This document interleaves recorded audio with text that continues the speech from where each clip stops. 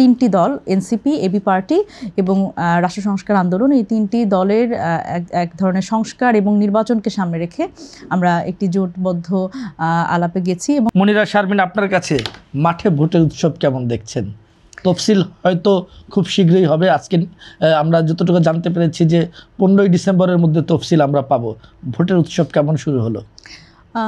যারা আসলে আমি যদি বলি যে বিভিন্ন রাজনৈতিক দল তাদের এক ধরনের প্রচারণা তো আমরা দেখছি ভোটের মাঠে।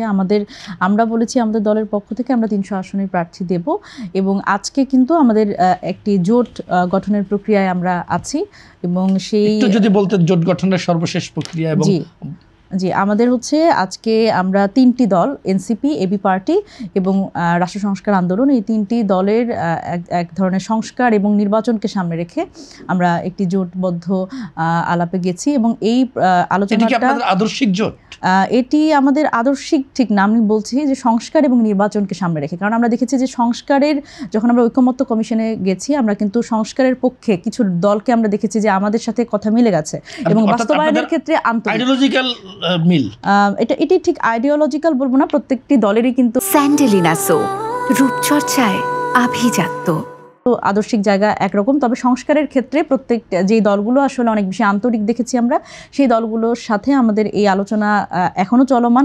প্রথমে আমরা তিনটি দল একত্র হয়েছি এবং আমরা যেই এখানে হতে পারে যে কোনো ব্যক্তি হতে পারে যিনি আসলে এই সংস্কারের পক্ষে আছেন, সামাজিক সংগঠন হতে পারে। প্রক্রিয়া আমরা শুনছিলাম, সেটা কতদূর?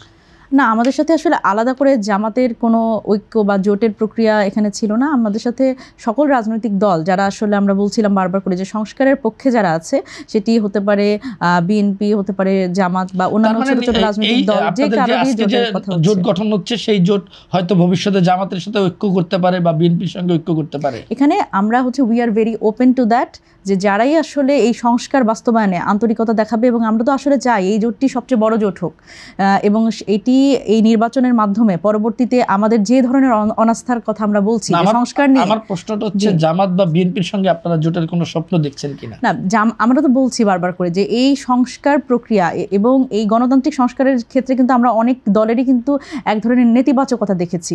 আমরা সবাইকে আহ্বান করছি যে সেই নেতিবাচকতা থেকে বের হয়ে এই যে আমরা একটি পরিবর্তনের সুযোগ পেয়েছি, একটি সংস্কারের সুযোগ পেয়েছি, এই সংস্কারে সবাইকে ঐক্যবদ্ধ করা। কোনো জোটের নতুন কোনো পরিকল্পনা আছে কিনা? না, এখন পর্যন্ত কারোর সাথে জোটের কোনো পরিকল্পনা নেই। আমি যদি বলি যে প্রথমত এনসিপি এককভাবে নির্বাচনের সিদ্ধান্ত নিয়েছিল, 300 আসনে প্রার্থী দিচ্ছিল।